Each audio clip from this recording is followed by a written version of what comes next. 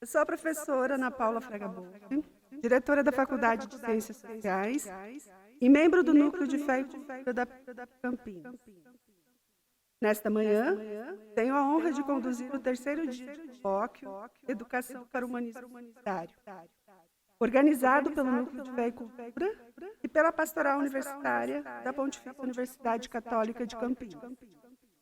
À luz do tema da campanha da Fraternidade de 2022, Fraternidade e Educação, procuramos analisar o papel das ciências humanas na educação integral e como a universidade pode contribuir para uma educação para a sustentabilidade.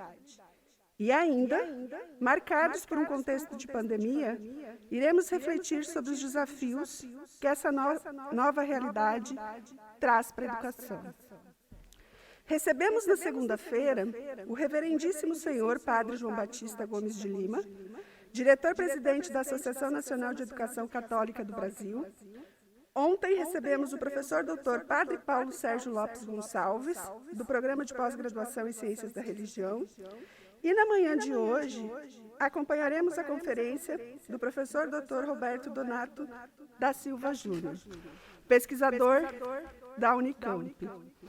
Para o encerramento, que acontecerá amanhã, receberemos a professora doutora Eliete Aparecida de Godoy, docente e diretora da Faculdade de Educação da PUC Campinas. Demais informações sobre as conferências constam na programação do colóquio, disponível no portal da universidade. Nesse momento, eu convido a todos para um momento de oração.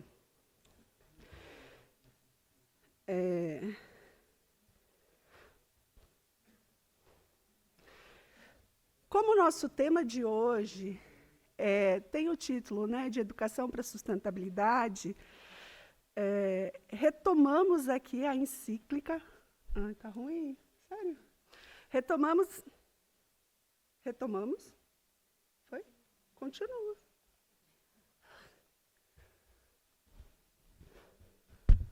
Oi, agora. Retomamos a encíclica Laudato Si. Deus onipotente, que estais presente em todo o universo e na mais pequenina das vossas criaturas. Vós, que envolveis com a vossa ternura tudo o que existe. Derramai em nós a força do vosso amor para cuidarmos da vida e da beleza. Inundai-nos de paz para que vivamos como irmãos e irmãs, sem prejudicar ninguém.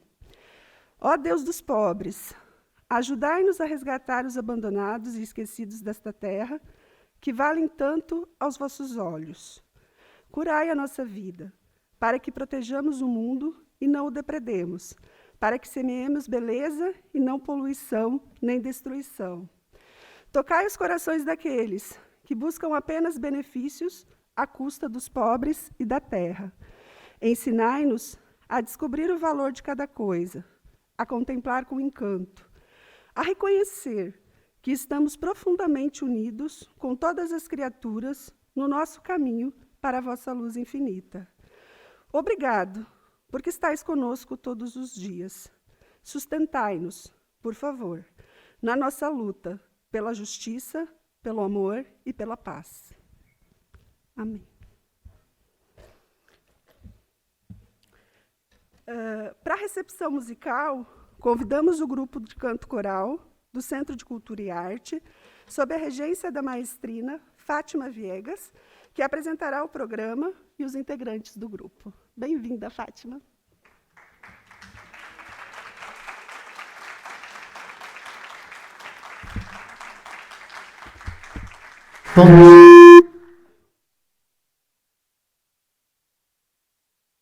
Nós estamos aqui hoje participando.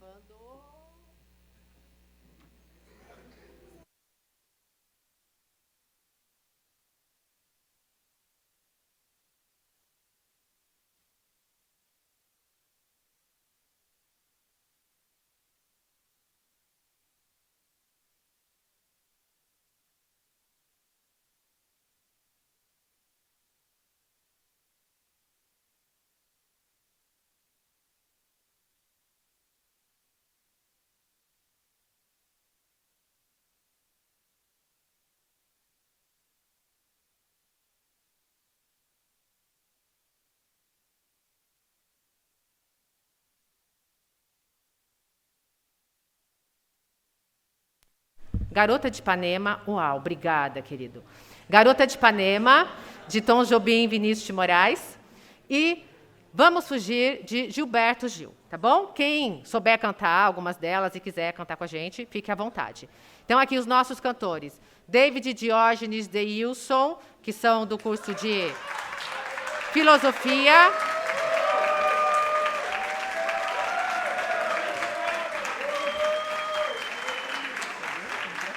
Eu estou sentindo um fã-clube aí, né? Estou sentindo um fã-clube.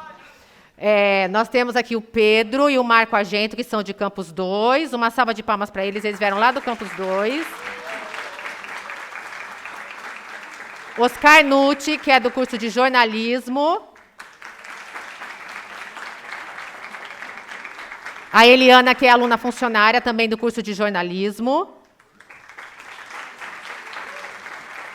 Carolina, que é do curso de engenharia química. Isabela, que é do curso de letras. Eduarda e Mave, também do curso de letras. Artes visuais, que é a Bárbara. Sofia, que é comunidade externa, mãe de aluno. E a Rafaela Antunes, que também ensaia no Campus 2, que é publicidade e propaganda. Então, com vocês, Garota de Ipanema.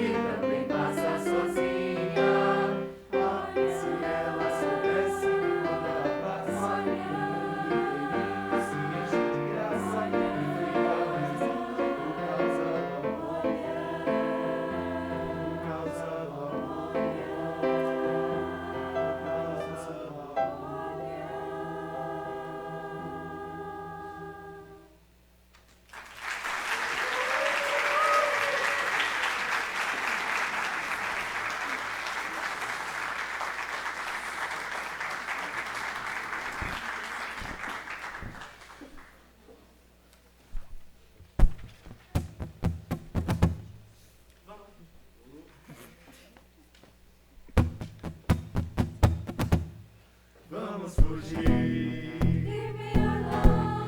deste lugar, baby. Vamos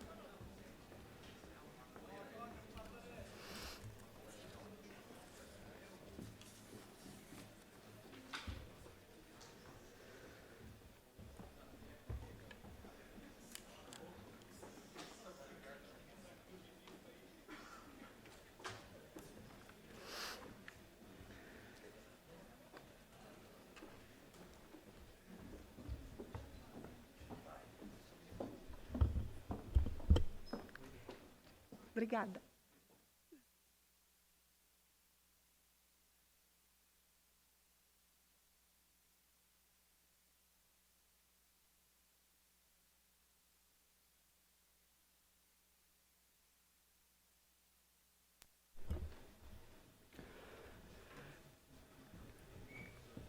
Cumprimentamos os integrantes do Centro de Cultura e Arte pela apresentação e expressamos nossa gratidão. Muito obrigada. Agradecemos também a presença de nossos pró-reitores, professores, alunos, ex-alunos, gestores e funcionários da PUC Campinas, da Sociedade Campineira de Educação e Instrução, do Hospital PUC Campinas e do Colégio Pio XII. Agradecemos a presença dos representantes da comunidade, das instituições públicas e privadas e das autoridades. E agora, convidamos, então, o professor doutor Roberto Donato da Silva Júnior, docente do mestrado interdisciplinar em Ciências Humanas e Sociais Aplicadas e do doutorado em Ambiente e Sociedade da Unicamp, para junto compormos a mesa de trabalho.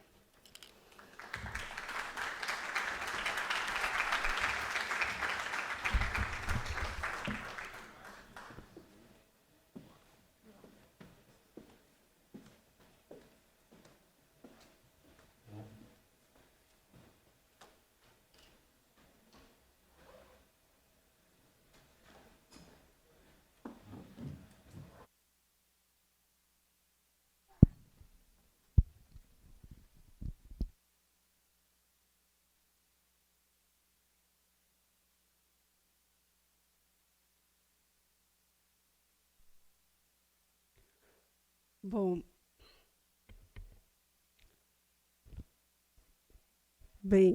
bem-vindo, professor Renato.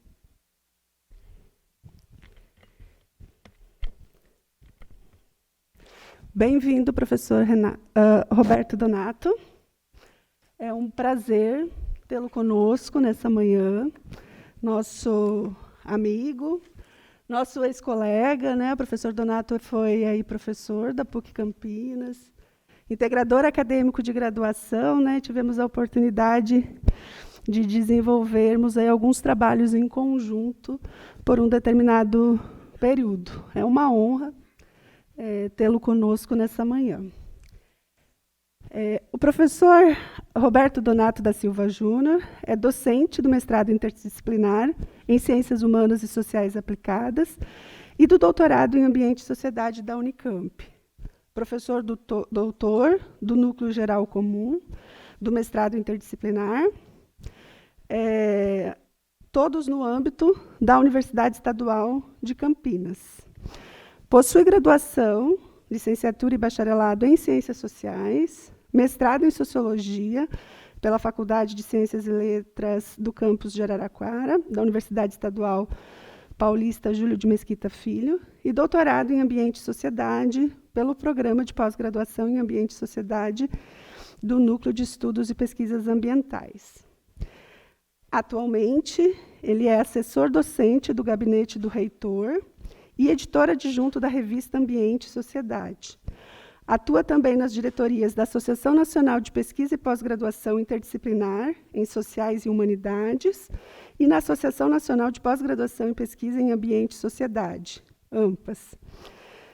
Tendo como ponto de partida a sociologia e os estudos sociais das ciências, ele desenvolve pesquisa acerca da produção científica sobre a problemática ambiental e suas potencialidades propositivas, normativas e políticas, tanto de um ponto de vista etnográfico, quanto da análise da dinâmica discursiva dos artefatos científicos. Atua principalmente nos seguintes temas: sociologia, antropologia, ecologia e economia, relacionadas às questões de ambiente e sociedade, sustentabilidade, agroecologia, interdisciplinaridade e educação. Muito bem-vindo. Muito bom dia, me ouvem? Muito bom dia a todos e todas. É um prazer enorme estar aqui com vocês. Queria agradecer muito a apresentação e a receptividade da professora Ana Paula. com quem eu tenho um carinho e uma amizade enorme desde os tempos que eu trabalhava aqui nesta instituição. Obrigado, viu, professora? Obrigado pelo convite e pela possibilidade de dialogar aqui mais uma vez com a PUC de Campinas. Eu queria começar agradecendo o convite, né, em primeiro lugar, do próprio professor Germano, né, o reitor da PUC, no qual agradeço a confiança e a possibilidade de conversar com vocês. E também queria agradecer aqui nominalmente os membros do Núcleo de Fé e Cultura que organizam esse evento e que são e que especialmente me trazem aqui para dialogar, né? Então, o professor José Luiz do Araújo, o professor Renato Kittner, o professor Antônio Douglas de Moraes, o professor Francisco Vicente Rossi, o professor Elisário César Cabral, o professor José Donizete, o professor Douglas Ferreira Barros, a professora doutora Ana Paula Braga Bolfi e o professor Sérgio Fazanaro, que também tive o prazer de colaborar durante muito tempo quando estava presente aqui como docente na PUC. E eu queria dizer, antes de tudo, Ana Paula, que essa palestra ela é muito significativa para mim, porque é a primeira palestra que eu dou com a presença da minha filha como ouvinte, como participante da palestra. Cadê ela? Aqui. Oi, Vivi. E ela é muito significativa porque a Vivi é super crítica, então quando eu chegar em casa ela vai tecer vários comentários críticos acerca da minha palavra. Vou ser cobrado muito, então eu preciso andar aqui na linha. Isso mesmo.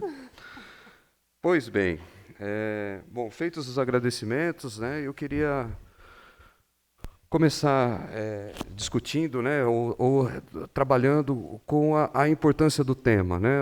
A gente vive hoje momentos que são cruciais para se discutir questão ambiental, sustentabilidade, no momento em que a própria vida do planeta parece ameaçada. Discutir sustentabilidade e, antes de tudo, educação para a sustentabilidade é algo nevrálgico, é algo bastante importante para que a gente possa constituir aí as dimensões e a nossa agenda de futuro, né? Mas eu queria fazer, antes de tudo, um alerta, né? Eu apesar de estar aqui falando sobre educação para a sustentabilidade, eu não sou pedagogo, né? E eu não sou também um especialista na área de educação, né? E, para minha sorte, eu tenho alguém que é. Então eu vou ficar aqui bem do ladinho dela, porque qualquer coisa ela me socorre, né? Então, bom, professor Roberto, se você não é pedagogo e se você não é um especialista em educação ambiental, né? Ou seja, eu não tenho projetos de pesquisa específicos, né, no qual eu me debruço e faço a reflexão específica em torno da educação ambiental. O que eu estou fazendo aqui? Bom, eu vim a convite, antes de tudo. Mas o que eu me proponho a fazer, dentro daquilo que eu me dedico, né, aos temas que eu estudo, às possibilidades de reflexão no qual eu trago aqui, a minha preocupação fundamental com essa palestra é discutir um pouquinho com vocês quais são, ou o que são, os desafios contemporâneos que podem ou devem guiar um processo educativo endereçado à sustentabilidade. Ou seja, antes de discutir nos termos pedagógicos a construção para a sustentabilidade, minha preocupação é um pouquinho aquém disso, tá? Eu estou bastante preocupado em tentar entender quais são os desafios que possibilitam ou que devem ser enfrentados para uma educação à sustentabilidade, né? Que mundo é esse que nós vivemos? O que a sustentabilidade, ou o que a ideia de sustentabilidade traz para esse mundo, e e quais são os problemas, os temas, os desafios, os dilemas e as questões que possibilitam a gente pensar de forma mais centrada numa educação para a sustentabilidade. Tá? Então, espero que eu tenha sido claro para vocês, né? A minha preocupação é um pouco fazer um diagnóstico muito breve do mundo em que vivemos, né? Os desafios que nós precisamos enfrentar nesse mundo e quais seriam aí algumas diretrizes de ação que poderiam alimentar uma educação voltada para a sustentabilidade. Né? Então, é basicamente isso que eu pretendo fazer aqui com vocês, de maneira, digamos, muito dialogada, se possível, né? e estabelecendo um paralelo de reflexão conjunta sobre a questão da sustentabilidade. Tá?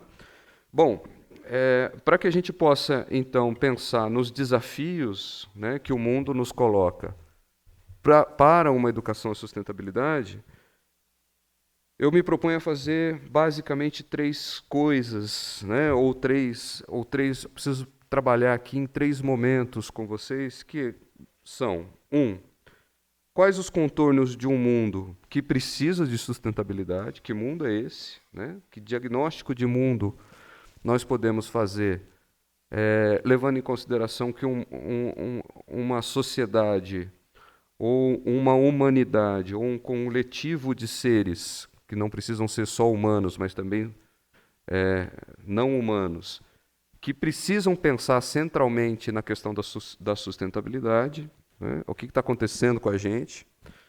Aí, num segundo momento, discutir o próprio termo sustentabilidade, né? O que é isso? Né? Existe uma proposta de sustentabilidade, são várias propostas de sustentabilidade, como que elas se organizam, como é que a gente escolhe a nossa, digamos assim. Né? E, num terceiro momento, pensar quais os desafios que devem ser enfrentados para que os dispositivos éticos e políticos da sustentabilidade contribuam com uma educação emancipadora. Né? Emancipadora. E por que eu comecei aqui discutindo ou alertando vocês que eu não sou pedagogo? Né? Porque a educação ambiental, de maneira geral, ela pode ser vista sob 3 vertentes básicas, né? Que podem se desdobrar em muitos posicionamentos e muitas visões. Né? Mas, se a gente pudesse fazer uma síntese relativamente grosseira aqui, a gente pode dizer que existe uma educação ambiental voltada para os comportamentos pró-ambientais, né? Que buscam estimular, digamos, nos indivíduos, nas pessoas, nos coletivos, comportamentos e procedimentos que estejam afinados com a ideia de uma otimização dos recursos naturais, ecológicos, que buscam padrões de comportamentos voltados, por exemplo, para reciclagem e para atividades relativas a esse tipo de posicionamento. Existe uma educação muito voltada para um perfil tecnológico, tecnocrático de sustentabilidade, né, no qual a gente pode pensar que os processos educativos estariam voltados para a construção de tecnologias sustentáveis, né, no qual o investimento no procedimento tecnológico é o principal, é a ideia de que quanto mais investimento em tecnologia sustentável, melhor seria o gerenciamento dos recursos ecológicos, ambientais e, consequentemente, as formas de sobrevivência neste planeta em transformação. E uma outra visão que a gente pode pensar como uma educação ambiental emancipadora ou libertadora, né? Que seria, para além de comportamentos e tecnologias, a construção de uma consciência crítica sobre o nosso ser e estar no mundo, né? No qual a problemática da justiça social e a justiça ambiental estariam de mãos dadas e que possibilitariam, digamos assim, a construção de uma consciência crítica em torno dos problemas do mundo que estão à nossa volta. Né? Essas 3 perspectivas, bom, vocês devem imaginar que eu já tenho alguma alguma preferência sobre uma e outra, mas essas três perspectivas, me parecem, elas precisam ser alimentadas por uma espécie de nova leitura do mundo, né? Por uma nova perspectiva que possibilite a gente incluir nelas, ou pensá-las de forma mais integrada, os desafios enormes de sobrevivência e de vida minimamente equitativa que nós almejamos ao longo dessa nossa vida. Tá? Então, que mundo é esse, antes de tudo? Né? Do que nós estamos falando? Que mundo é esse que nós vivemos? Né? Ora, dentro do espectro de reflexão da sociologia, da filosofia, da antropologia, das ciências sociais de maneira geral, das ciências humanas de maneira geral, dentre as várias opções, digamos assim, de entendimento e diagnóstico, né? Quando eu estou falando de diagnóstico aqui, eu estou falando de um tipo de análise sociológica, um tipo de entendimento sociológico que tenta descrever o mundo no qual nós vivemos. Tá? Dentre essas possibilidades, né, existe uma que eu gosto bastante, que dá dentro dos quadros daquilo que nós chamamos de teoria da modernização reflexiva, né, que advoga, né, dentre um conjunto muito grande de autores, mas principalmente centrado num autor fundamental chamado Ulrich Beck, um alemão que nasceu em 1946 e faleceu em 2015, né, faleceu recentemente, de um autor, esse autor que levanta a tese, a partir já de uma maturidade bastante grande do seu pensamento em vários livros, ele levanta a tese de que nós estamos numa espécie de mundo em metamorfose. Tá? Tanto a palavra mundo quanto a palavra metamorfose, apesar de serem termos bastante comuns no nosso léxico, no nosso repertório, elas não estão aí à toa. Né? Elas estão colocadas em conjunto porque elas representam um tipo de reflexão e um tipo de entendimento do mundo que, digamos assim, se coloca para além de outros. Tá? E esse mundo em metamorfose, esse mundo em transformação, ele é pautado, digamos assim, por uma organização que reflete mais ou menos os últimos 50 anos, os últimos 50 e 60 anos, onde nós teríamos dois grandes problemas fundamentais. Né? Dois grandes problemas, digamos assim, que amarraria a humanidade, né? E a própria vida no planeta em torno de duas grandes questões, dois grandes dilemas que são pensados de forma recorrentemente pelos mais diferentes pensadores, pelos mais diferentes espaços políticos. Né? Então, que é muito significativo e que decorre, na verdade, dos últimos 200 anos da nossa existência moderna, digamos assim, que é o problema da distribuição da riqueza. Ora, como todos vocês sabem, vivemos sob um regime de produção capitalista. Esse modelo de capitalista, para o bem e para o mal, gostando ou não gostando, ele é caracterizado por um conjunto de elementos de organização econômica, social e política, e esse conjunto de elementos, nele sempre se coloca a problemática da desigualdade. Tá? Tanto economistas, pensadores, filósofos, sociólogos, que são, digamos, críticos ao modelo capitalista de produção, quanto aqueles que são apologéticos a esse modelo de produção, nenhum deles pode correr, digamos, do argumento de que esse modelo, essa forma de organização que domina o planeta há pelo menos 200, 250 anos, incorre em desigualdades sociais. Né? É um modelo distributivo, é uma forma de distribuição da riqueza produzida que implica em desigualdade. Alguns autores dizem que nós precisamos superar esse modelo. Outros autores dizem que nós precisamos melhorar o modelo, aperfeiçoar o modelo para que um número maior de pessoas sejam beneficiadas. Né?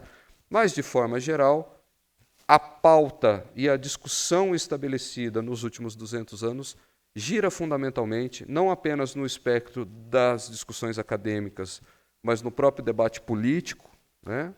Gira em torno de como resolver o problema da desigualdade, né? O Ulrich Beck ele trabalha com a ideia de que isso estabelece uma lógica de distribuição, uma lógica distributiva da riqueza, né? Essa desigualdade, ou seja, essa produção e essa distribuição desigual dos benefícios econômicos que nós vivemos, ela tem, claro, uma série de implicações. E essas implicações, a violência, a pobreza, né? Essa quantidade de problemas, ela precisa ser gestada, ela precisa ser gerida, ela precisa ser organizada, ela precisa ser estruturada, né? Então, nos últimos 200 anos, todo o aparato político, social, ideológico, valorativo que nós temos, ele se concentrou muito em garantir as condições ou contestar a problemática da distribuição da riqueza e da pobreza no nosso mundo, né? E isso nos parece central. Nós ainda precisamos, né? E precisamos cada vez mais, porque os padrões de distribuição de riqueza e pobreza são crescentes, né? Nós precisamos discutir a questão da desigualdade e da justiça social, né? Ocorre que, para muitos autores também, o elemento fundamental dessa má distribuição, dessa riqueza abundante, né? Nós estamos num modelo que produz muita riqueza, muita abundância de bens, de materiais, de valores, né? Mas com essa distribuição desigual tem um motor. Qual seria esse motor? Que motor é esse, né? Para muitos autores, o motor é o desenvolvimento científico-tecnológico, né? Então, a organização dessa grande máquina, desse grande modelo de gestão econômica do mundo, o modo de produção capitalista, ele tem como um ponto nevrálgico o desenvolvimento técnico-científico, né? E o interessante é a gente ver também que muitos desses autores, então estou falando aqui tanto de a teoria crítica alemã, né, vieses marxistas, mas muitos autores também fora da sociologia que trabalham com essa perspectiva do primado tecnológico, da importância da tecnologia na nossa vida, muitos desses autores consideram que o alto grau de desenvolvimento científico-tecnológico, né, nos gerou uma segunda ordem de problemas. Então, se nós já temos um problema estabelecido e mal trabalhado nos últimos 200 anos, a partir dos últimos 50, nós temos uma segunda ordem de problemas que nos demanda uma quantidade bem grande de reflexão e de disputa política, que é a distribuição dos riscos, das ameaças, né, dos problemas. Ora, professor, quer dizer que naquele mundo anterior, no mundo da distribuição, do problema da distribuição da riqueza e da pobreza, não havia riscos e ameaças? Sim, eles sempre existem, né? A diferença fundamental é que, num mundo em que o primado da distribuição, o problema da distribuição da riqueza e da pobreza é o único vetor, ou o vetor mais importante, os riscos, as ameaças e os problemas, eles são compatíveis a essa distribuição. O que eu estou querendo dizer aqui, queridos? Estou querendo dizer que existe, né, a produção de riqueza e pobreza, ela gera também problemas, ameaças, perigos que são compatíveis a esse conjunto de problemas, né? Existem doenças, por exemplo, que são intimamente ligadas à situação de riqueza, né? Existem doenças que são intimamente ligadas às situações de pobreza, né? Então, num certo sentido, essa lógica de distribuição da riqueza e da pobreza, ela tem um efeito dissociativo. O que significa dizer isso? Significa que, tanto nos benefícios quanto nos seus males, ela dissocia, ela separa, ela hierarquiza, ela torna os seres e as coisas assimétricos, né? nós temos uma distribuição desigual do espaço, nós temos uma distribuição desigual dos malefícios, mas, num certo sentido, existe uma compatibilidade nessa distribuição. A partir do pós-guerra, a partir da Segunda Guerra Mundial, né, com o desenvolvimento científico-tecnológico extraordinário que nós vivemos, né, durante esse período do século XX, a gente começa a perceber que o input tecnológico, né, que essa força tecnológica descomunal produzida pelas nossas sociedades, elas começam a gerar uma segunda ordem de problemas e ameaças, né? Começa a surgir um tipo de ameaça potencial, portanto, um tipo de risco, que é para além da compatibilidade entre riqueza e pobreza. Um tipo de ameaça que ataca a tudo e a todos, independente da riqueza e da pobreza, né? Essas ameaças, elas podem ser caracterizadas por vários Is. São ameaças irrestritas a todos os seres humanos, são ameaças incertas, porque elas podem acontecer ou não, são ameaças invisíveis, porque muitas vezes elas não estão palpáveis aos nossos olhos, né? E são ameaças irreversíveis, né?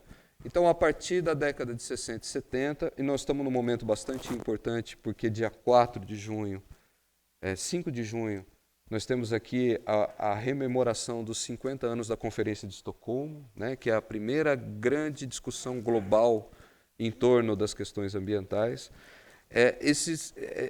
Nesses últimos 50 anos que começa a se colocar em pauta um tipo de ameaça, um tipo de problema, um tipo de perigo, um tipo de dano e um tipo de catástrofe que está voltada para uma ameaça que é global, geral e restrita, né? Muito ligada e muito personificada naquilo que nós chamamos de problemas ambientais, né? Num primeiro momento, esses problemas ambientais eles são pensados de forma local, localizada, né? Então, a degradação de ecossistemas, a poluição dos rios, ela ainda pode ser pensada de forma localizada e o seu gerenciamento e a sua solução também. Mas, num segundo momento, a gente começa a perceber que esses problemas ambientais eles têm caráter sistêmico, né? Ou seja, ele não é apenas um problema de escassez, então, se nós consumirmos todo o petróleo do mundo, vai acabar, né? Mas esse petróleo consumido ele vai gerar desorganização sistêmica no nosso planeta, né? Mudanças ambientais globais, mudanças climáticas, né? Uma série de as mudanças na cobertura e no uso do solo, né? Então, a proliferação de agroquímicos, que nós precisamos sempre lembrar que são agrotóxicos, né? Então, a gente tem aí um conjunto de ameaças que são gerais e restritas. E isso pega o mundo de surpresa, gente. É muito interessante a gente pensar nisso, né? Por quê? Porque até 1960, 1970, todo o aparato político, jurídico, ético e estético está voltado para a solução de problemas que são locais e que são derivados do problema da riqueza e da pobreza. Como que a gente faz agora para lidar com problemas que são extranacionais, que são problemas que são globais, que são problemas que atingem a todos e que não respeitam fronteira, né, portas ou condomínios? Como que a gente faz para trabalhar com problemas que extravasam os modelos de solução que são modelos nacionais, os estados nacionais, né? Então, parte do processo que nós chamamos de globalização, ele não está apenas ligado a um grande tráfego mundial de coisas, bens, valores, mas também um tráfego mundial de ameaças, problemas e danos, né? Atualmente, esses danos, eles inclusive extravasam a problemática ambiental, né? A gente pode pensar, por exemplo, como o próprio sistema financeiro, como um sistema global de produção de ameaças, né? Então, reparem, né? Nós vamos chegar num certo momento, numa certa altura do campeonato, em que o nosso mundo passa a ser, portanto, presidido por duas lógicas. Uma lógica que dissocia as pessoas entre os problemas e as derivações de riqueza e pobreza, e uma lógica que associa as pessoas em termos de ameaças comuns, né?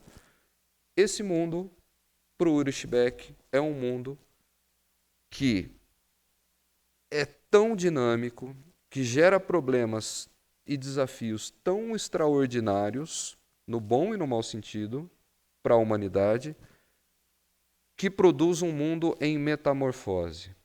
Por que esse termo metamorfose é um termo importante nesse momento, né? Porque todas as ciências humanas e sociais, todo o pensamento que está preocupado em resolver os problemas do mundo, se orientaram até certo momento à ideia de mudança, tá?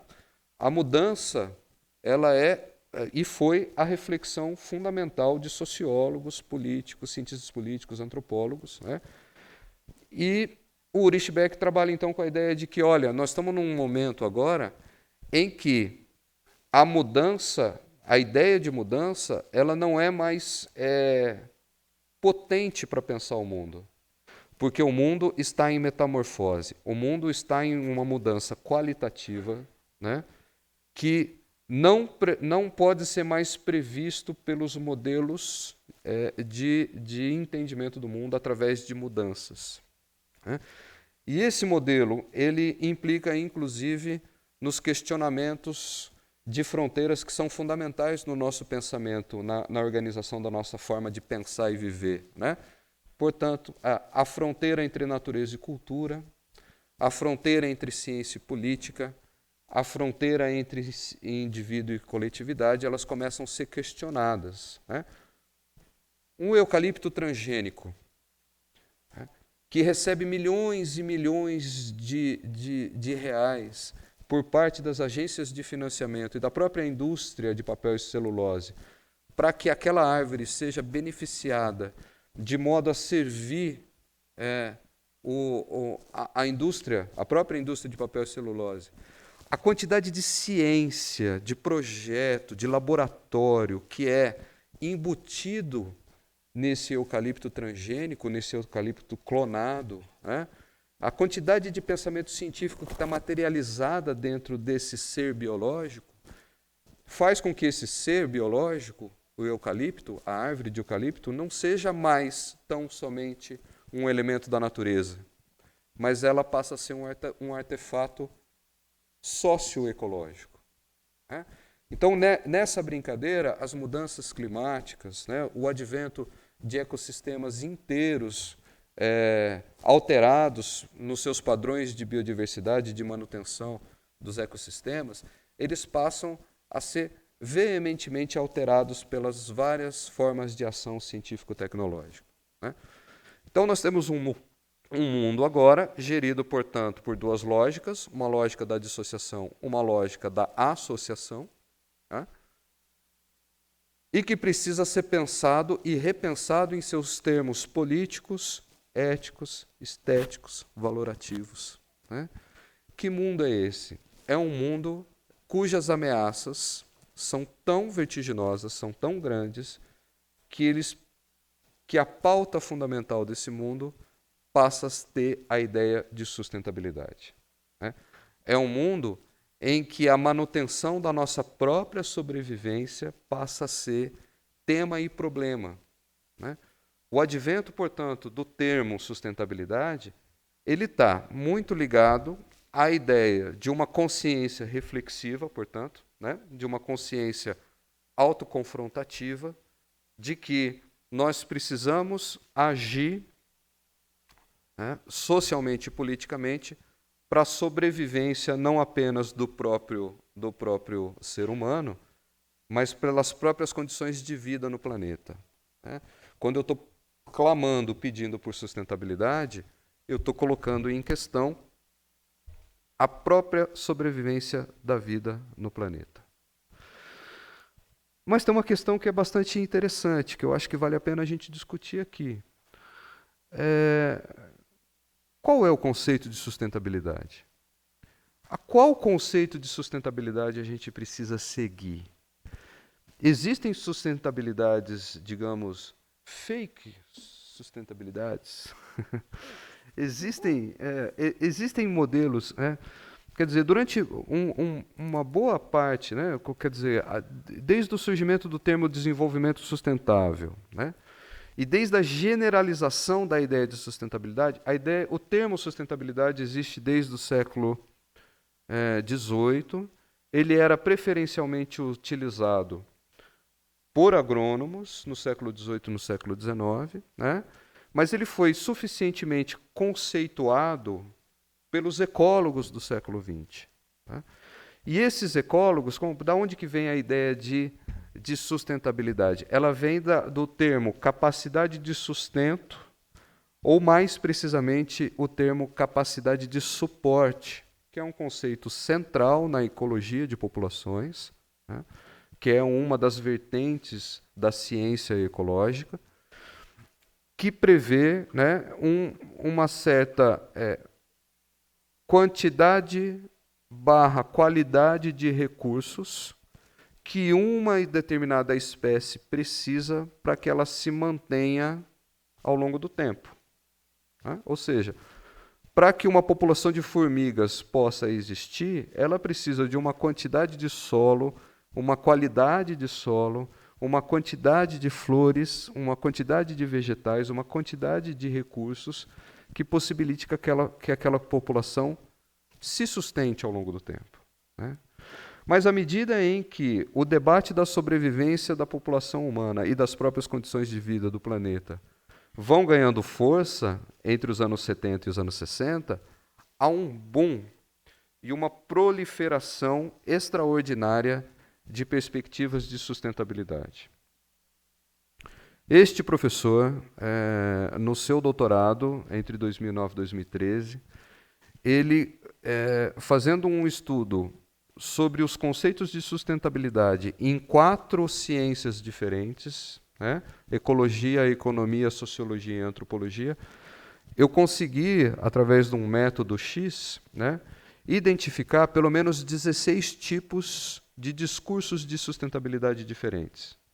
Se nós incorporarmos outras formas de conhecimento e outras ciências, os discursos e as visões de sustentabilidade, elas se estendem quase que exponencialmente. Né? E essas muitas possibilidades de se pensar a sustentabilidade, elas, a uma certa altura do campeonato, ganharam o seguinte questionamento. Bom, mas se tudo é sustentabilidade, e se eu tenho várias visões diferentes sobre sustentabilidade, sustentabilidade pode ser tudo. E se sustentabilidade pode ser tudo, ela também pode ser nada. Qualquer coisa pode ser sustentabilidade.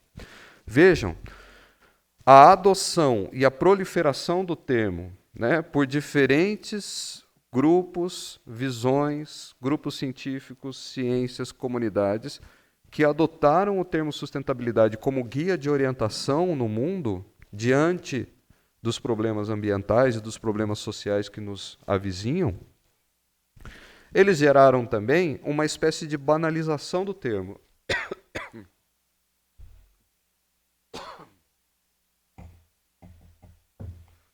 Essa banalização do termo, vamos colocar em termos chiques agora, né? Ela implica numa relação ambivalente entre anomia e polissemia.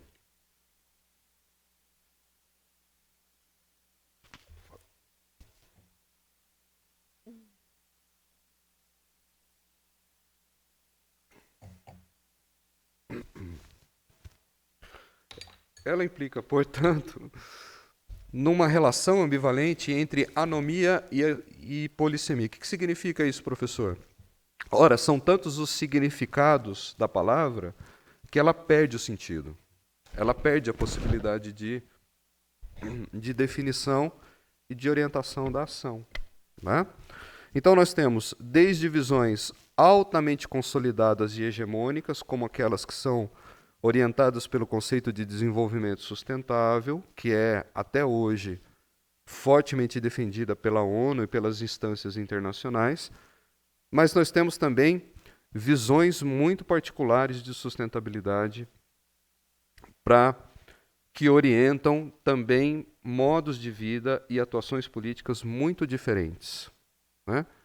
Desde sustentabilidade técnica, tecnocrática das grandes empresas, inclusive daquelas que são questionáveis do ponto de vista ambiental, até perspectivas que são chamadas de ecossocialistas, que prevêem a construção de uma revolução, de um processo de emancipação radical voltado para a reflexão em torno da justiça ambiental, né? Como é que a gente caminha em tudo isso, né? Quais são os desafios ou que tipo de aprendizado a gente pode discutir, né, em torno disso? E quais são os caminhos a seguir? Não sei como é que está meu tempo, querida. Está tudo bem? Tudo bem? Tá bom. Quais são os caminhos, né? O que se expressa? Primeiro, né? Então, me deem um tempinho para eu discutir essa coisa. Portanto, o que é sustentabilidade? A primeira coisa que eu acho que a gente deve fazer é renunciar. Obviamente que toda renúncia, toda relativização, ela tem que ter alguns limites, mas eu sugiro para vocês que a gente renuncie à ideia de que um modelo de sustentabilidade, o da ONU, ou um outro modelo de sustentabilidade, a de comunidades dos ecólogos, ou a do pessoal do IPCC, ou... no meu posicionamento, a gente deve abandonar a ideia de que uma única sustentabilidade deve guiar todas as ações, né? A gente precisa abandonar a ideia de que um único modelo pode ser o salvador dos dilemas da humanidade em detrimento de outros, né? Talvez a gente precise aprender a viver com a polissemia do termo, né, para que a gente possa também transitar nas diferentes soluções possíveis que a discussão de sustentabilidade nos oferece, tá? Então, antes da gente jogar fora o termo porque ele está banalizado, ou adotar um único modelo de sustentabilidade, seria melhor que nós entrássemos no debate e nos alimentássemos das diferentes visões de sustentabilidade, para que elas possam, no debate entre elas, no debate entre visões, a gente possa escolher uma agenda democrática e emancipadora para o mundo, né? Isso implica, gente, antes de qualquer coisa, também, entender que sustentabilidade é um arranjo conceitual. Ele não é só um termo, ou ele não é apenas uma definição. Para a gente ter uma visão de sustentabilidade, nós precisamos, na verdade, da articulação entre diversos conceitos e diversas estruturas de discurso. O que significa isso, professor?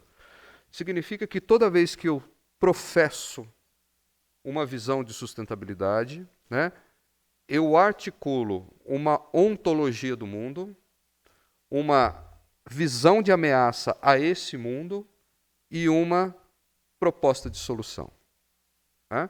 Ou seja, o que eu estou querendo dizer com ontologia? Aqui num sentido, assim, com todo respeito e todo cuidado com os meus amigos filósofos, né? Sociólogo falando de ontologia é uma coisa terrível, né, professor? Mas o que eu estou querendo dizer aqui é usar um significado muito simples da ideia de ontologia, trabalhando um pouco com uma perspectiva de interação entre os entes, né? Então, quando eu falo em ontologia, eu estou querendo dizer o seguinte: olha, em todo conceito, ou toda visão de sustentabilidade, existe uma perspectiva de interação pressuposta entre entes humanos e não humanos, né? Ou seja, entre elementos ecológicos, elementos técnicos, elementos humanos, valores, concepções, ações práticas, né? Existe uma visão de funcionamento do mundo embutida em cada uma das propostas de sustentabilidade. E muitas vezes, né, nessa proposta de sustentabilidade, há também impregnada uma ameaça a esta visão de funcionamento e organização do mundo. Né? Um risco, uma ameaça, uma ideia de vulnerabilidade. E em toda a visão de sustentabilidade, há implícita ou explícita uma forma de propor um tratamento ou uma solução a essa ameaça e a manutenção dessa ontologia, dessa forma de organização do mundo. Né? Eu posso analisar diferentes modelos de sustentabilidade. Se a gente olhar atentamente, com calma, com um olhar um pouquinho mais clínico, a gente vai ver que esses 3 momentos eles estão sempre presentes. Né? Consequentemente, reparem, se a gente pensar a sustentabilidade do ponto de vista da ciência ou dos vários cientistas, isso coloca em xeque aquela grande divisão que nós temos, que é a divisão entre ciência pura e ciência aplicada. Né? Porque, independente do cientista ou do domínio científico que nós trabalharmos, se eu estou sempre articulando uma visão sobre o mundo, uma ameaça sobre esse mundo e uma proposta de solução para esse mundo, eu necessariamente faço um processo de fusão entre uma visão pura, ou uma ciência pura, e uma ciência aplicada. Né? Ou seja, é aquilo que alguns autores chamam de ciência pós-normal, de ciência reflexiva, ou outros ainda chamam de coprodução ciência e política. Elas estão agora, inevitavelmente, implicadas. Né? É uma visão que inclui prerrogativas éticas, estéticas e políticas dos seus próprios propositores. Né? Quando a gente está discutindo sustentabilidade, a ideia de uma ciência neutra, por fim, cai por terra. Né? Não existe a possibilidade, mesmo que essa crítica já tenha sido feita desde o início da modernidade, é impossível pensar numa ciência que é uma ciência para a sustentabilidade ou uma ação para a sustentabilidade que não seja uma ação engajada, que não seja uma ação estruturada e proposta para a transformação do mundo. Né? Mas, ao mesmo tempo, se a gente respeita as várias visões de sustentabilidade, ela sempre vai nos colocar uma limitação epistemológica diante da grandeza, da complexidade do mundo e necessariamente vai exigir da gente uma certa humildade política, no sentido de que a minha proposta, a minha adoção a uma proposta de sustentabilidade não deve esmagar ou desmerecer ou excluir outras. Né?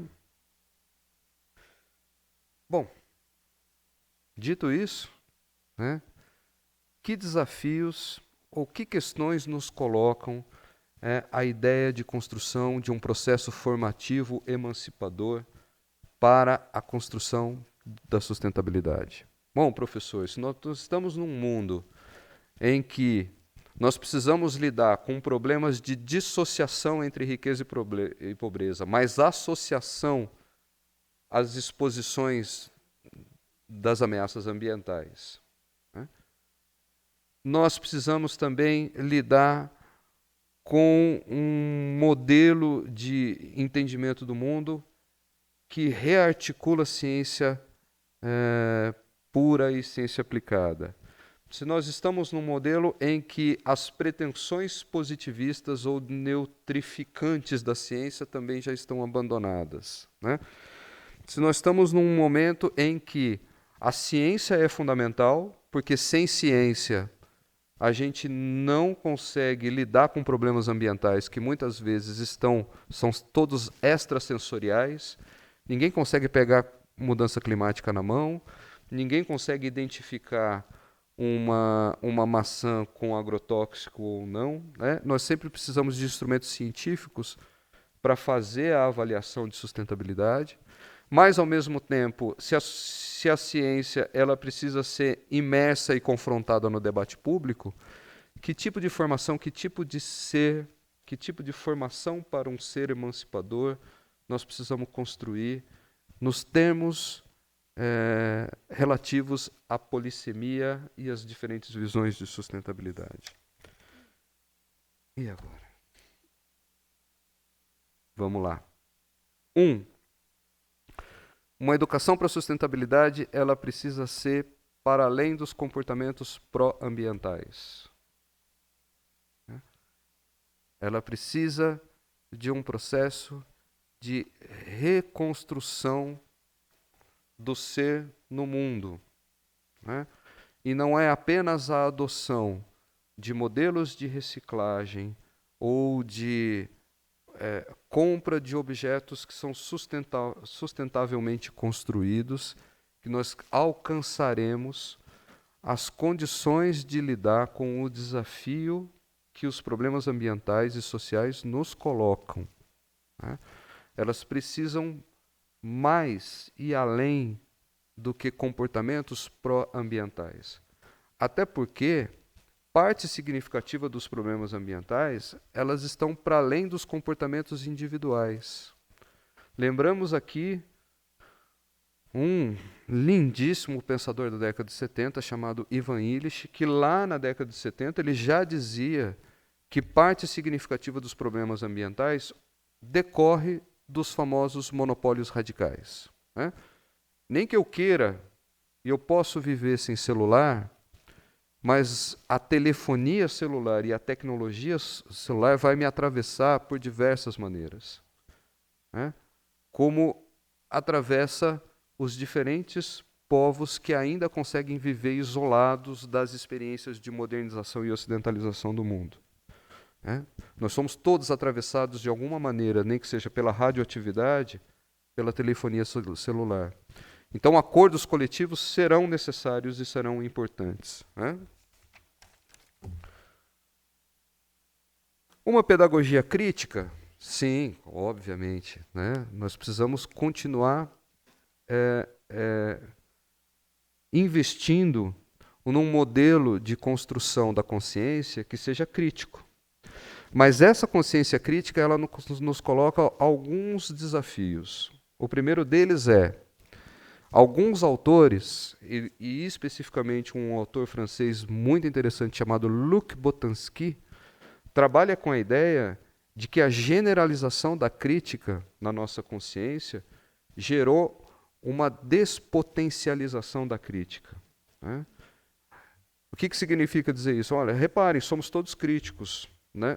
Desde o ensino médio, nós já somos formados, graças aí a um esforço enorme da pedagogia freiriana de construir consciências críticas. Então, por exemplo, quando a gente chega aqui na universidade, a gente já sabe, a gente já recebe alunos, discentes, que têm a capacidade de questionamento, de crítica, de observação, de disposição para uma não aceitação tácita daquilo que é colocado para ele em diferentes formas. No entanto, a crítica hoje, ela perde o seu potencial subversivo porque muitas vezes ela está gestada, ou seja, ótimo, coloca a sua reflexão crítica aqui nesse formulário que nós levaremos às autoridades competentes, e, ao mesmo tempo, ela tem gerado uma certa capacidade de satisfação pessoal do exercício crítico, mas não de mobilização de atuação. É o pronto falei. Não é pronto falei. É pronto falei?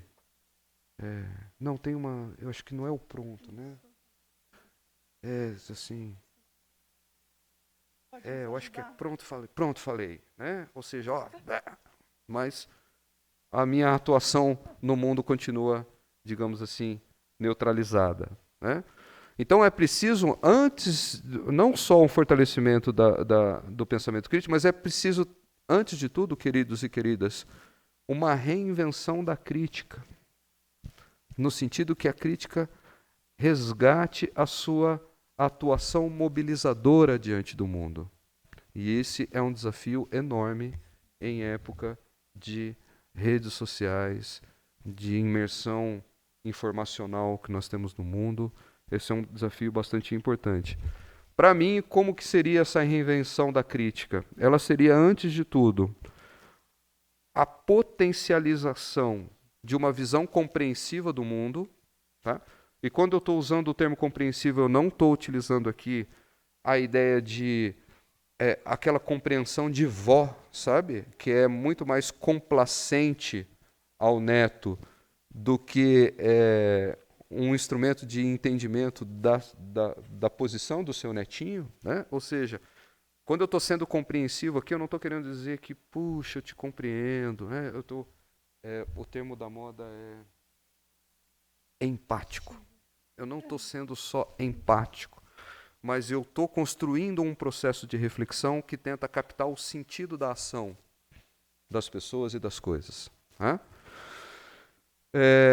Mas, principalmente, nós precisamos de um modelo de educação que seja, sobretudo, autocrítico. Nós precisamos construir formas de atuação no mundo que sejam capazes de incluir o sujeito falante naquilo que ele está falando. Eu preciso deixar de falar para as pessoas que eu estou num congestionamento, mas eu preciso reconhecer que eu sou o congestionamento. Né? Que a minha atuação no mundo, ela precisa estar imersa do próprio mundo, me reconhecendo como um ser atuante, e o posicionamento autocrítico, na minha opinião, deve fundar o pensamento crítico. É a partir de um pensamento autocrítico que talvez a gente deixe de ser tão juízes da existência e mais partícipes dessa existência. Me parece que uma educação para a sustentabilidade precisa, obviamente, investir numa pedagogia que seja humanista, mas numa pedagogia que seja humanista que só se realiza no pós-humanismo. Né? O que significa dizer isso, professor? Ou seja, onde os esforços de não objetificação do mundo e do humano, principalmente, né? Ou seja, o esforço que eu tenho de não objetificar o humano, e de construir uma educação que seja promotora de humanidade, ela precisa, antes de tudo, reconhecer a não objetificação da comunidade de seres que nós vivemos. Né? Nós precisamos estender os nossos procedimentos éticos humanísticos a seres não humanos, a entidades ecológicas, a elementos físicos e químicos. Né? Nós precisamos nos entender como uma comunidade ampliada de seres, né? Para que os procedimentos de construção de sustentabilidade sejam efetivamente eficazes. Porque essa comunidade de seres está atuando em conjunto ao humano nos processos problemáticos do nosso mundo contemporâneo. Né? E, por fim, uma pedagogia voltada à não cientificação de comportamentos únicos e parciais como redenção do mundo.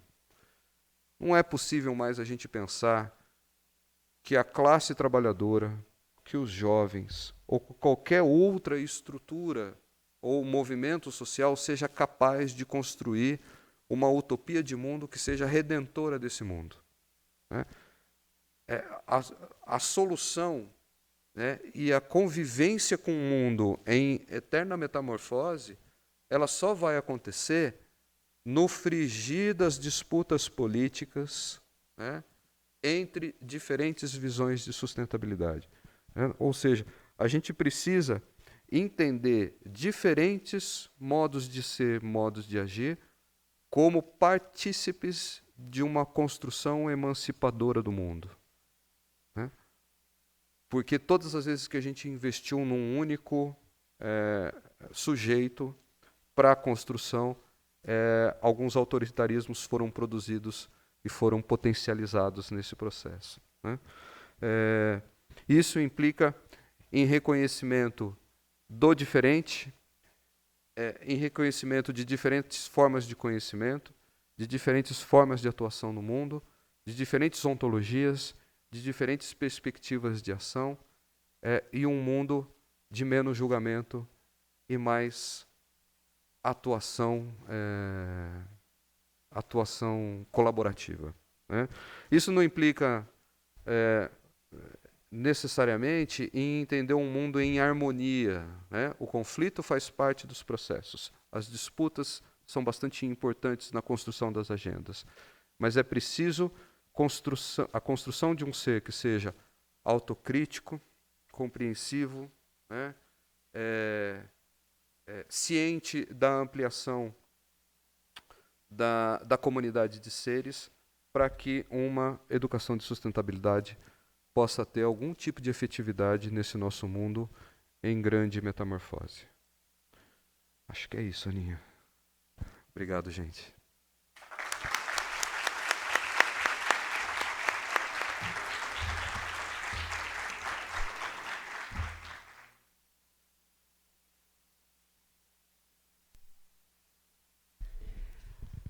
Bom, estou aqui pensando muitas coisas. Muito obrigada. Gratidão aí por essa manhã, enfim, né? Te ouvir é sempre um imenso prazer, né? Vou tomar as palavras do professor Renato ontem, quando ele disse para o professor Paulo que a gente se conhece, a gente estuda, a gente sempre ouve falar, mas a cada fala é sempre um aprendizado, né? Então, muito obrigada aí pela sua generosidade de vir compartilhar conosco, né? Enfim, todas essas questões que nos falam, né, sobre a sustentabilidade. E acho muito interessante, né, a forma como, enfim, você aí organizou, né, a sua fala nesses 3 momentos, porque é fundamental a gente pensar, né, que mundo é esse, né?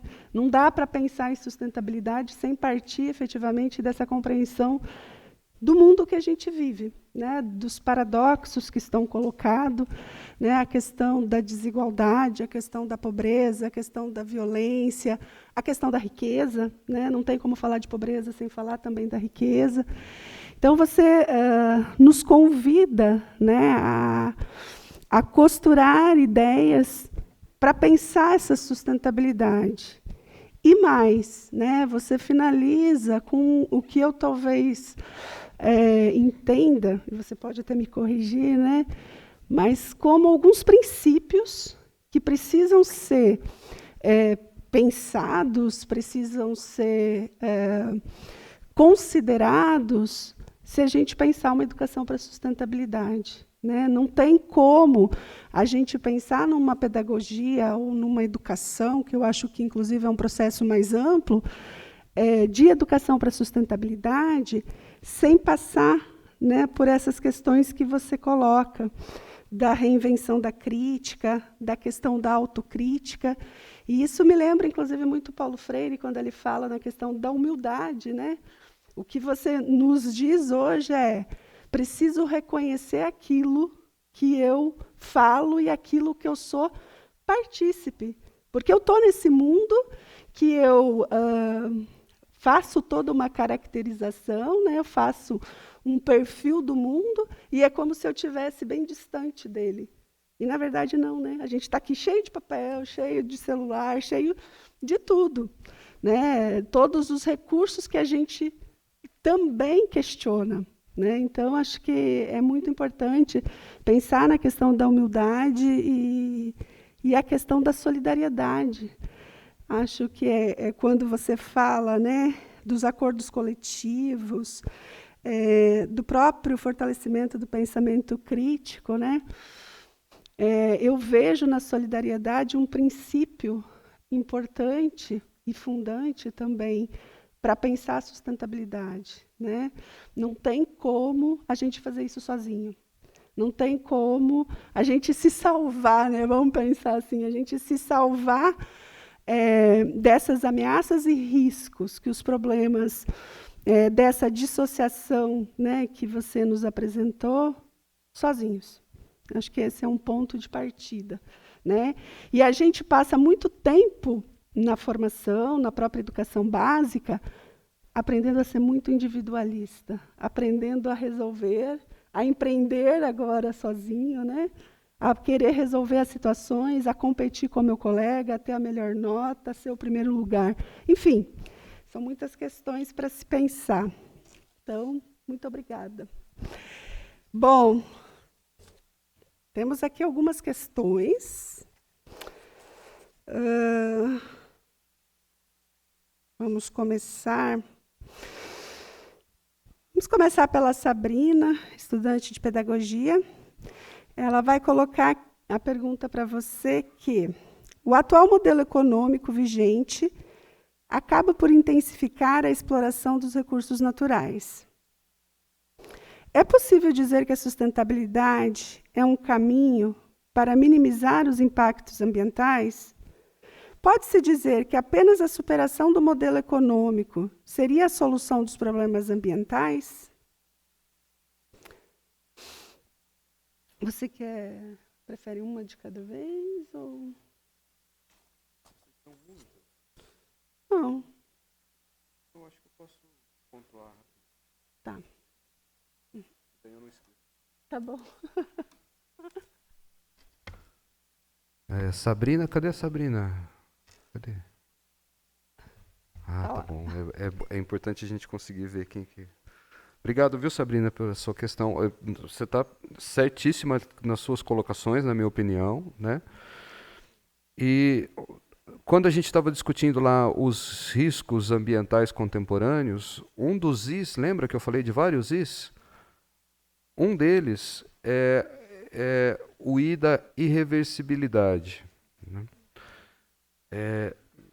Esse é um dos desafios do pensamento contemporâneo em relação à busca de uma agenda política que seja capaz de enfrentar a complexidade que as questões ambientais nos colocam. Por quê? Porque é isso. Nós temos um modelo econômico que tem se fortalecido na exploração dos recursos naturais e que tem se intensificado na produção das desigualdades, ao mesmo tempo que os problemas ambientais derivados geram uma certa autonomia de atuação. O que eu estou querendo dizer com isso? É que não basta acabarmos com o capitalismo tal como muitos dos projetos de emancipação desejam, né? Então, se eu fizer um projeto de emancipação utópico que seja capaz de construir um novo modelo econômico, né, que seja solidário, justo, igualitário, qualquer coisa nesse sentido, ainda assim, nós teremos um conjunto de problemas herdados que ganharam uma autonomia em relação ao modelo que vai precisar de uma gestão e de um olhar e de uma atuação política para novos problemas e para novos conflitos, né? Então, portanto, se eu acabar com o capitalismo, eu não acabo com as mudanças climáticas. Se eu acabar com os modos capitalistas de produção e consumo, eu não acabo com a problemática da contaminação por agrotóxicos. Eles vão continuar existindo. Eu não consigo acabar com os problemas de radioatividade, né? E todas essas ameaças, elas continuarão gerando disputas em torno dos melhores caminhos de solução e tratamento, né? Portanto, o problema agora é duplo, né? Ele ganha uma dimensão de complexidade no qual, no meu entendimento, o debate sobre sustentabilidade é importante, mas, de novo, uma única sustentabilidade não vai ser capaz de resolvê-la, né? Se todos nós obedecemos, entre aspas, os 17 Objetivos do Desenvolvimento Sustentável, né, muito provavelmente o problema não vai ser solucionado. Talvez seja melhor a gente debater, se apropriar dos 17 Objetivos do Sistema Sustentável e daí gerar um amplo espectro de atuação que leve em consideração todas essas transformações em níveis local, regional e global, né? Então é o grande debate que talvez nos ajude a encontrar soluções. Mas, de fato, resolver só o problema econômico não é mais possível para o nosso mundo. Obrigado, viu, Sabrina?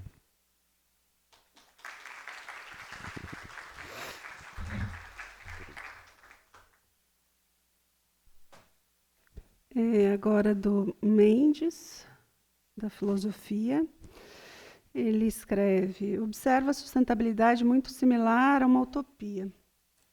Inclusive, houve a mudança de nome de desenvolvimento sustentável para sustentabilidade. Imagine a instalação de uma turbina eólica. Há uma poluição sonora, a exploração de recursos para sua confecção, entre outros. Logo, existiria uma sustentabilidade prática e 100%? Ou toda ação humana não permite uma sustentabilidade absoluta? Como resolver essa dicotomia? Mendes, cadê o Mendes? Está aqui. Tá.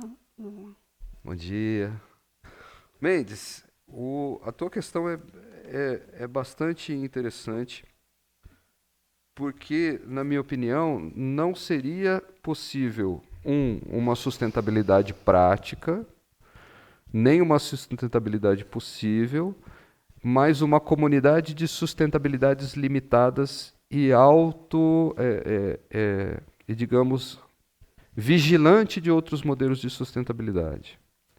O que significa dizer isso? Significa dizer que, de fato, quando eu invisto em tecnologia eólica, eu não posso afirmar que ela é completamente sustentável, porque ela implica em ameaças e desdobramentos que são potenciais. Ela implica numa segunda ordem de ameaças e desdobramentos. A gente tem visto que a discussão da energia eólica ela tem gerado um debate bastante importante no Nordeste, principalmente no Rio Grande do Norte, relacionado aos efeitos sociais e também ambientais que a proliferação das hélices elas têm gerado, né? Então, mas veja, ela ao mesmo tempo e ambivalentemente, ela se constitui como um elemento que é uma alternativa à ideia de uma energia carbonificada, né?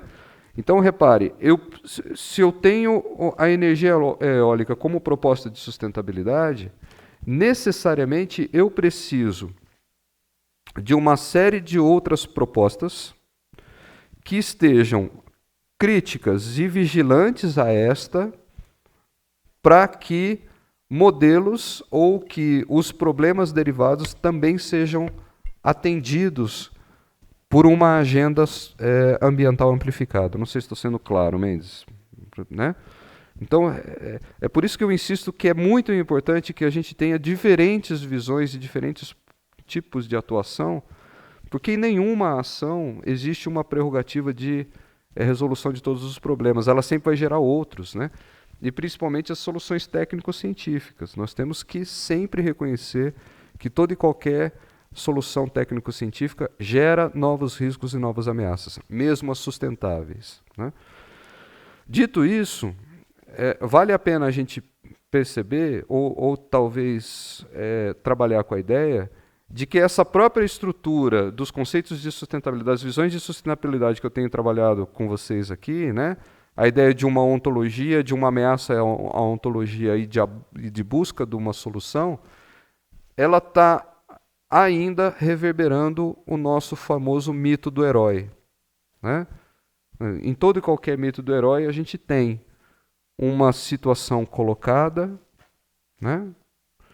Uma ameaça a essa situação e uma grande viagem, uma grande experiência transformadora que busca ou reestabelecer ou resolver aquele problema que ameaça a situação primeiro. Se a gente assistir os filmes do Shrek, todos eles têm essa narrativa, não é verdade? A sustentabilidade ela é a reposição, digamos assim, ou as diferentes visões de sustentabilidade, ela é a reposição do mito do herói nos termos, digamos, necessários para um entendimento dos problemas ambientais, né? com a diferença é que não existem heróis dentro desse mito do herói. E talvez seja o ponto bom da história. É isso, Mendes. Espero que a interlocução tenha sido boa. Acho que nós vamos precisar acelerar, né? Vamos. Vou fazer mais uma aqui da Kathleen e depois a gente junta essas três aqui para dar um. Da Kathleen, do curso de Publicidade e Propaganda. A princípio, de qual maneira seria mais adequado transmitir o conhecimento do debate realizado para alunos que têm uma certa dificuldade, pois a compreensão que existe para eles sobre sustentabilidade é uma visão fechada? Quais as primeiras portas que devem se abrir para eles se inserirem na realidade expandida que esse tema tem? Ou que esse tema é? Puxa, como é que ela chama? Kathleen. Kathleen, que questão, hein? Acho que eu vou passar para a Ana Paula responder. Cadê a Kathleen? Onde que ela está? Ô, Kathleen, obrigado, viu, pelo seu... Eu acho que essa resposta, talvez ela passe por um problema que é fundamental nos nossos dias e que com a pandemia ela se intensificou, que são as condições que nós criamos para a existência, por exemplo, do negacionismo. Né? O que é o negacionismo de maneira geral? Seja ele científico, seja ele... Né, as diferentes formas que o negacionismo... Negacionismo você talvez um pouco óbvio aqui, ele é uma negação da complexidade do mundo. Né? Ou seja, o negacionista, ele sempre simplifica o outro e a si mesmo. Né? O negacionista, ele nunca consegue enxergar a complexidade do outro. Né? A complexidade do outro é sempre mimimi. Né? E para que a complexidade do outro seja um mimimi, seja uma versão simplificada de si mesmo, ele se simplifica. Né? Porque agora essa coisa de bater nas crianças, eu apanhei pra caramba e sempre... E estou aqui firme e forte, né? Com depressão, com crise de ansiedade, mas sobrevivi. Né?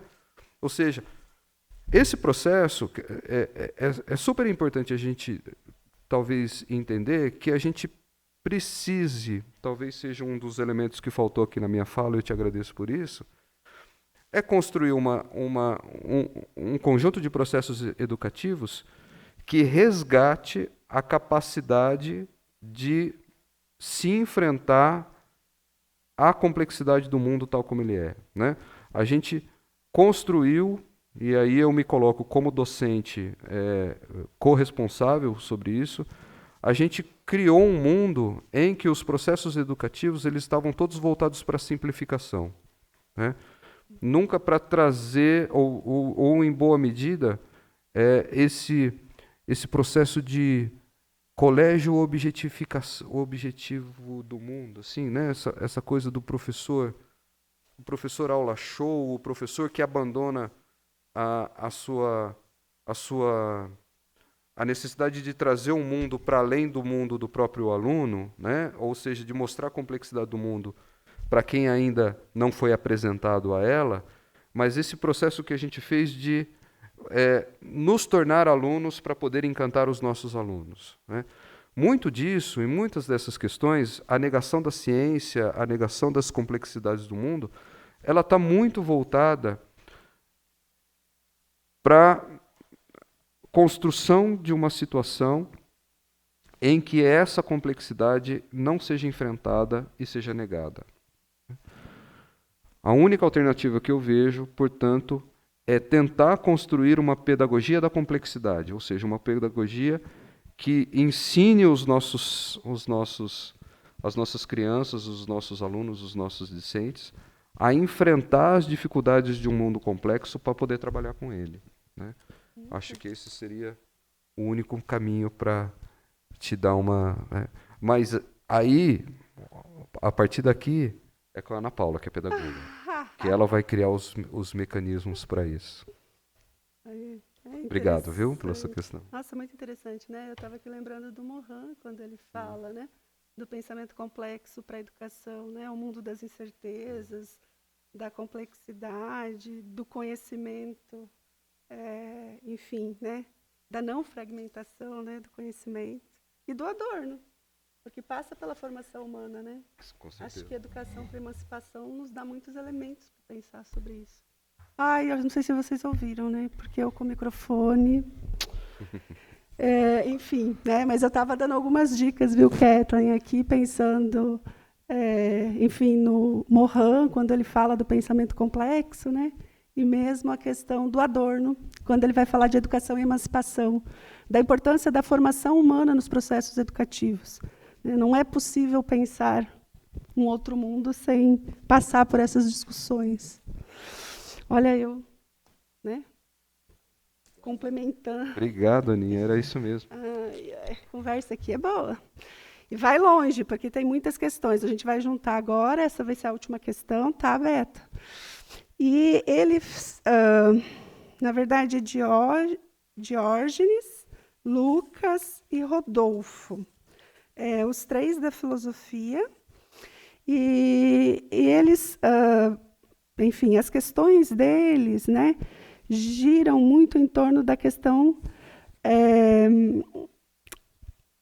do modelo capitalista também, né, enfim. Então, pensando nesta rica e complexa trama conceitual presente na noção de sustentabilidade, o senhor acredita ser possível aplicá-los na real conservação da natureza, ou, ao menos, fazer frente ao modelo consumista capitalista? E aí,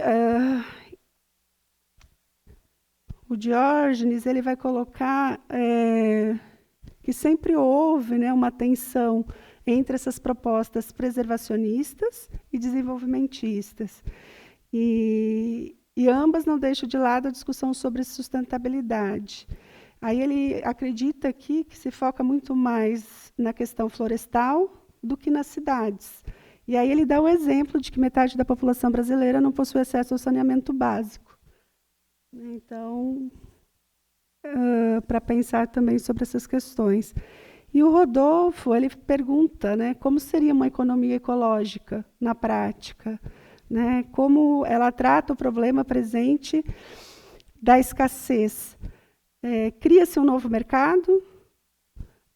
Ou será criada uma nova lógica de trocas? O Estado ou a sociedade se organizará coletivamente para gerir os impactos ecológicos? Qual o risco de idealizarmos a tecnologia como nossa redentora?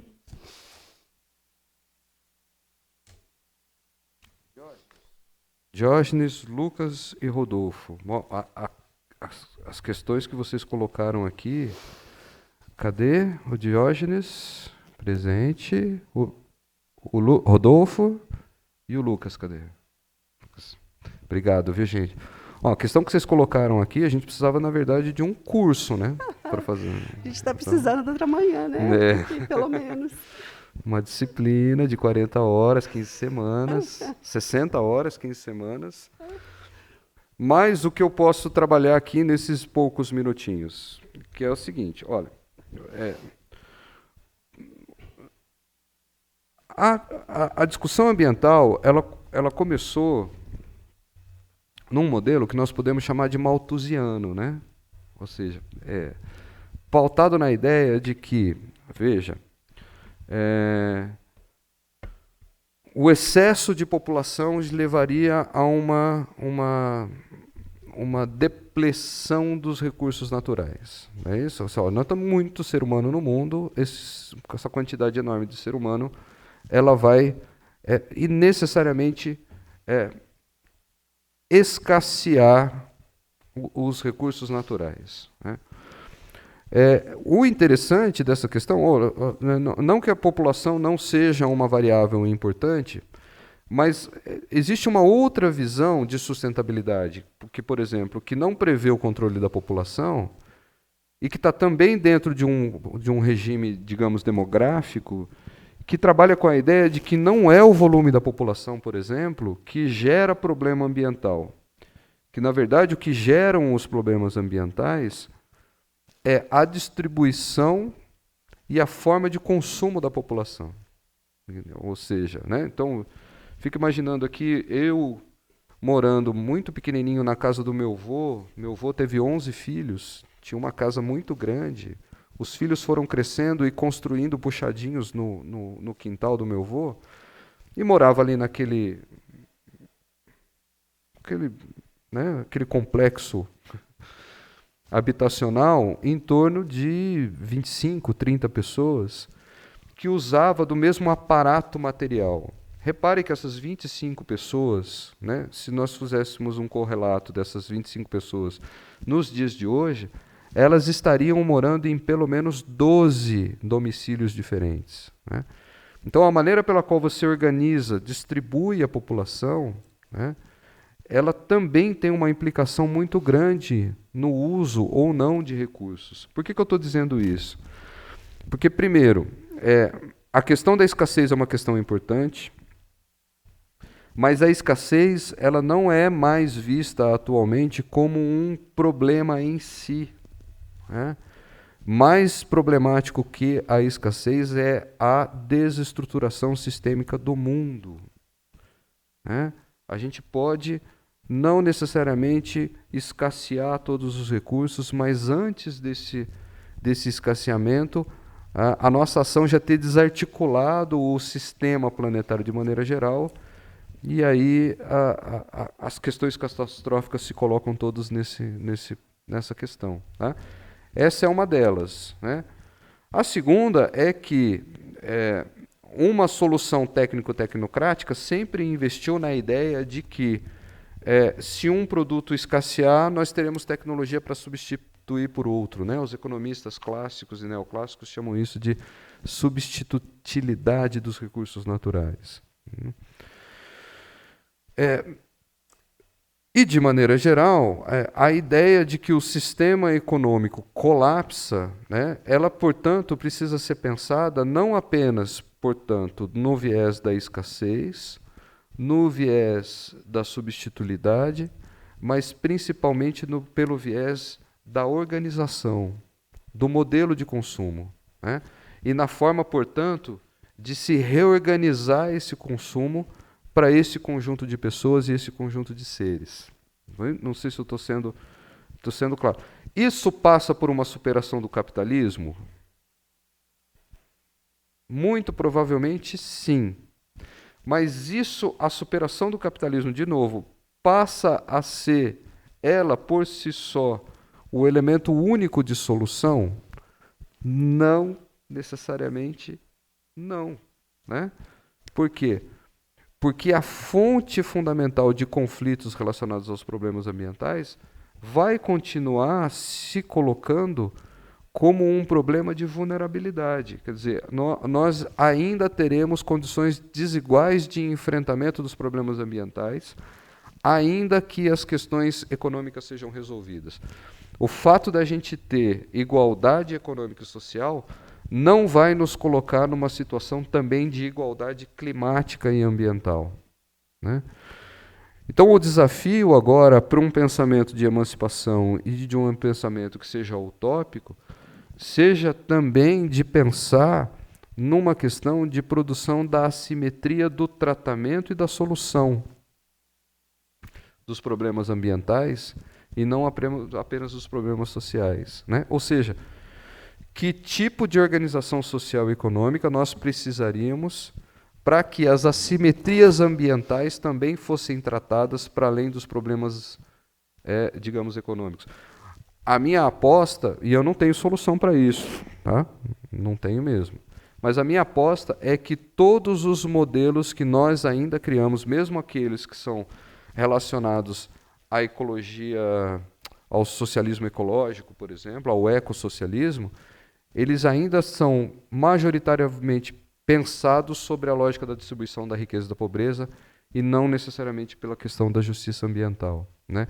Ainda existe um caminho muito grande para a gente trilhar em torno da justiça ambiental, para pensar como lidar com esses problemas, que são problemas que nós não veremos, eles não deixarão de existir, mesmo que nós tenhamos uma solução muito adequada para a convivência com eles. É isso.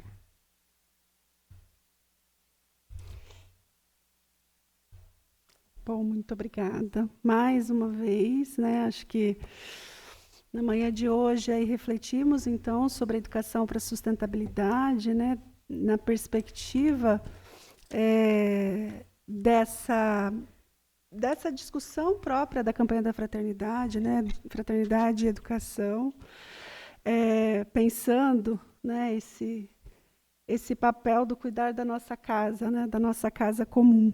Né, acho que o Papa Francisco foi muito feliz na encíclica Laudato Si, quando ele coloca alguns dos elementos que você traz, a partir, né, de outros vieses, de outros autores, para que a gente pense. Né? E aí, enfim, acho que foi uma manhã aí de muita reflexão, né, como era a proposta, né, pensar esse mundo que a gente vive, né, e pensar o que é a sustentabilidade, né, quais perspectivas, e apontar alguns princípios para se pensar, então, essa educação para a sustentabilidade, como seriam esses processos formativos. Bom, finalizada, então, essa sessão, a gente aí, convidamos a todos a saudar o nosso conferencista aí com uma salva de palmas. Muito obrigada.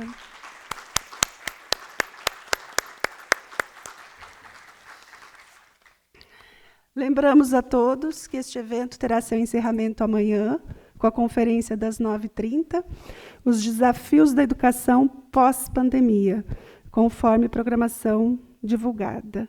A comunidade da Pontifícia Universidade Católica de Campinas agradece a presença de todos, desejando um excelente dia. Muito obrigada. Obrigado, gente. Foi um prazer enorme estar aqui com vocês. Obrigadão.